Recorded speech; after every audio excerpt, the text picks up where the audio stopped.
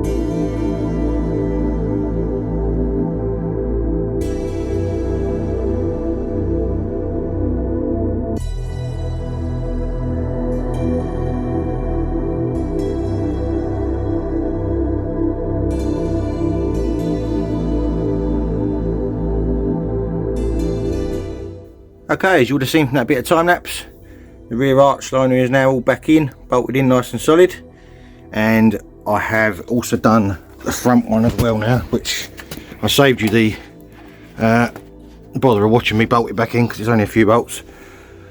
You've got 1, 2, 3, 4 bolts in the little arch liner, and a couple of, I think 4 clips that go along the back edge there. I've bolted all the front bumper back in, the brace along the front there, the clamp, and the very front wing bolt, that's all back in there now. That's all aligned nice, as you can see there. Bit of a colour difference, that's not me. That was already like that. So yeah, the back wheel I bled as well, just to make sure there was no air in the system going back to the back system. I'm probably going to check the other side as well, even though I have bled it with a pedal once already. Just want to make sure with the vacuum bleeder. Underneath I have put a little bit of high heat paint on the middle of that exhaust. Only because it looks like it's been welded before and they were going a little bit rusty, so I just buzzed them back quickly and just put a little bit of high heat silver paint over the welds and joins there, so that will hopefully protect that from years to come as well. So I think we're at the stage now where I can get the other front wheel back on, we can get it out and give it a damn good wash, maybe a clay bar and a good old polish. Let's carry on.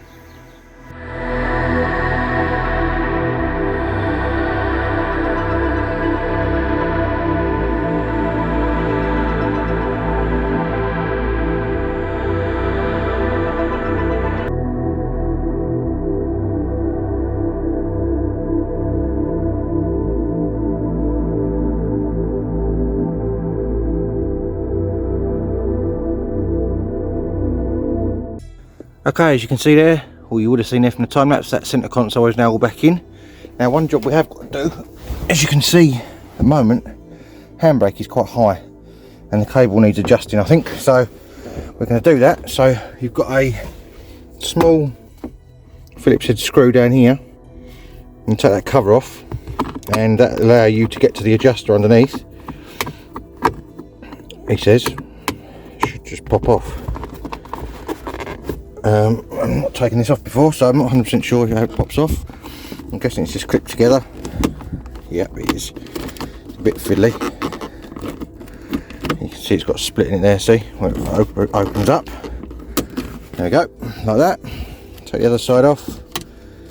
And you can see inside there, that bolt is what adjusts the handbrake cable. So it's got a fair bit of adjustment on it. So I'm going to take the put my foot on the brake, take the handbrake off, give that a wind in with a big flat-headed screwdriver, and hopefully that should adjust our cable nicely with any luck. Let's see what that's like. Not made any difference, so it obviously needs to go in a fair way. I'm assuming I'm turning it the right way. I would imagine I am.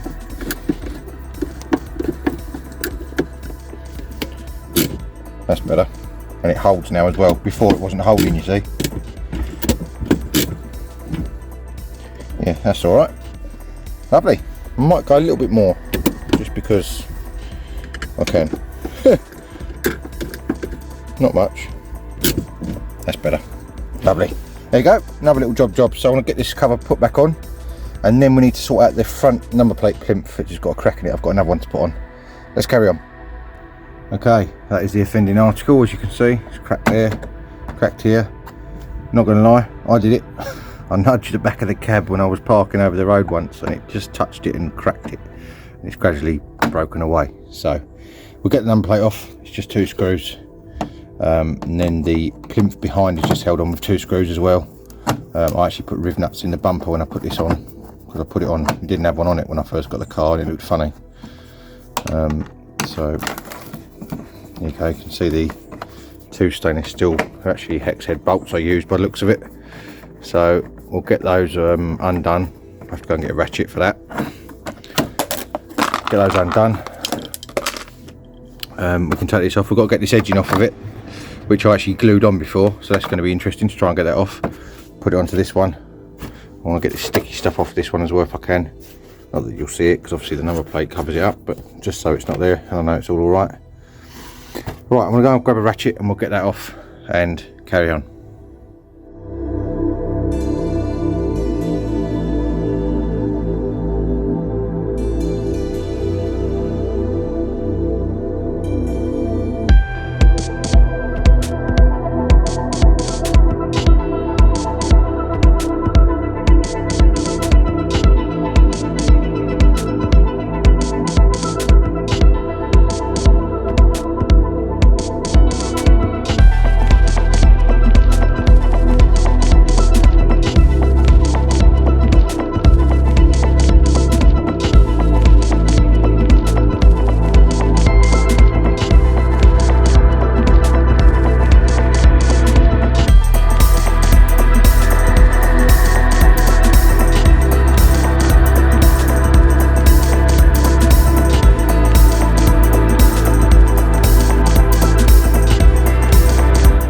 Okay, as you can see there now, I've spent a bit of time giving this a clean up, got all the sticky stuff off of it, so it looks a lot better.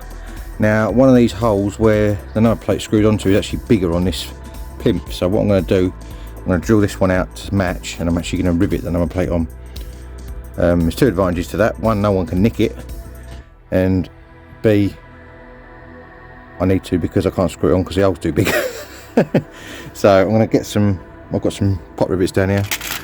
Just going to put 2 pot rivets through, 2 of these longish ones, so they go right through and they'll splay out on the back, and that should be nice and secure hopefully.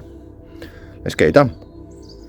There we go, that's all pop riveted on, no problem, nice and strong, shouldn't go anywhere hopefully. Definitely stronger than tape. I hate putting number plates on with tape. So there we go, that's that job done. Now I think we can start cleaning. Let's carry on.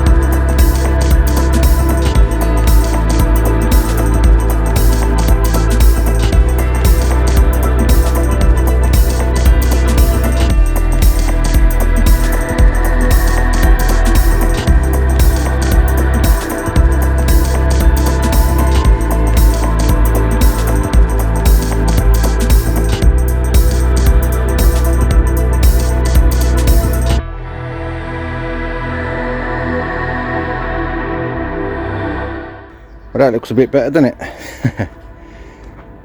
Nice snow foam and jet wash, and then a hand wash after that. I'm now going to use the clay mitt on it to get off any contaminants where it's obviously had been stuck in the garage and whatever that's landed on it and stuff where I've been working. So I'm going to go around it with a clay mitt or clay bar, not decided yet, and get that done, and then we can get a coat of wax on it. Should be lovely jubbly. Let's carry on.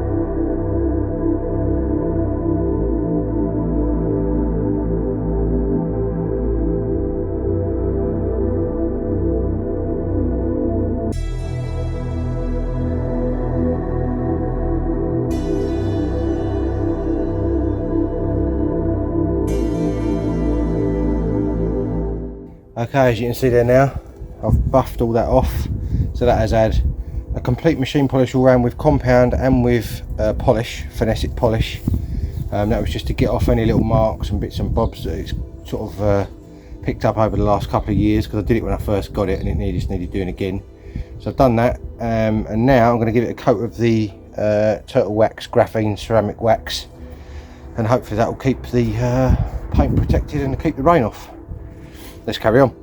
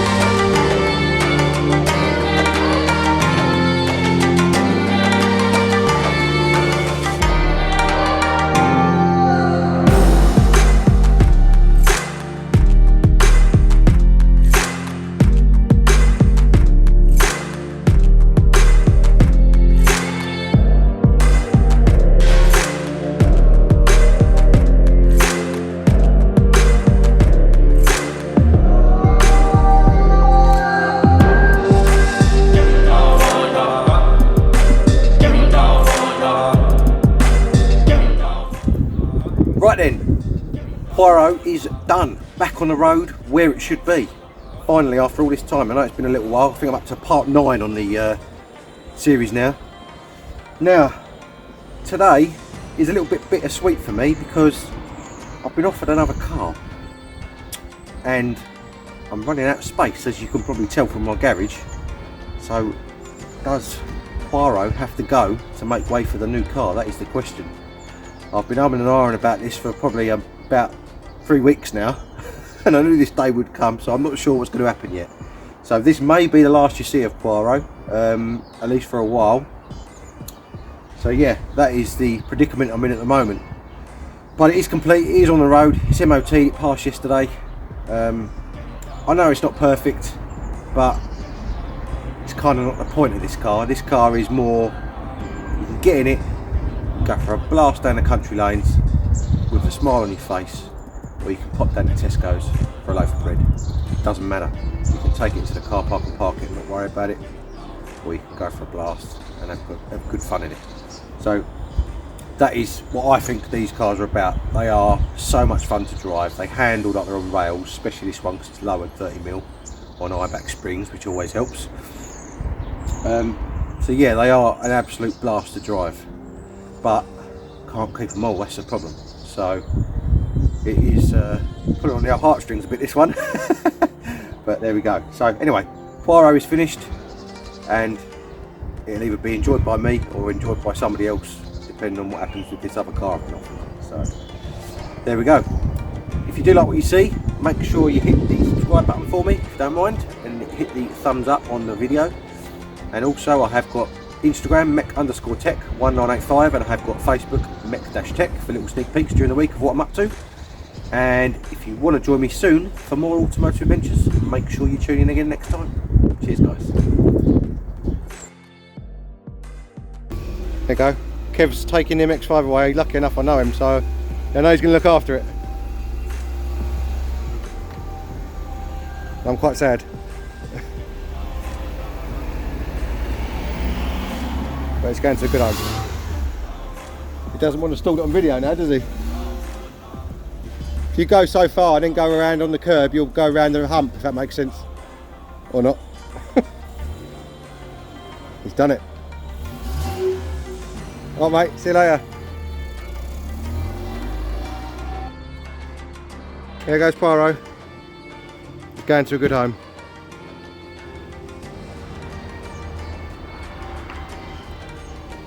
On to the next one.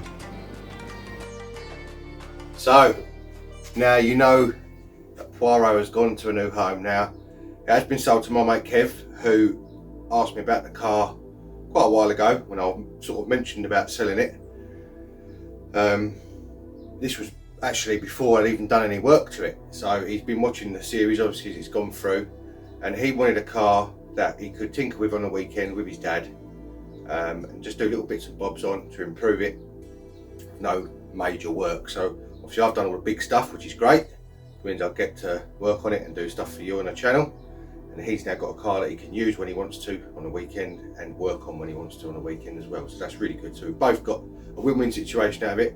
And also I know where it is as well, which means that it kind of softens the blow a bit from selling it. So that's all good. It's a great situation. Everyone's happy. And I've got space in the garage for something new.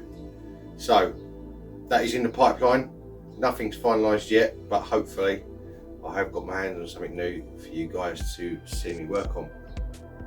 I've already filmed the ending, as you saw. This is the real ending to the video now.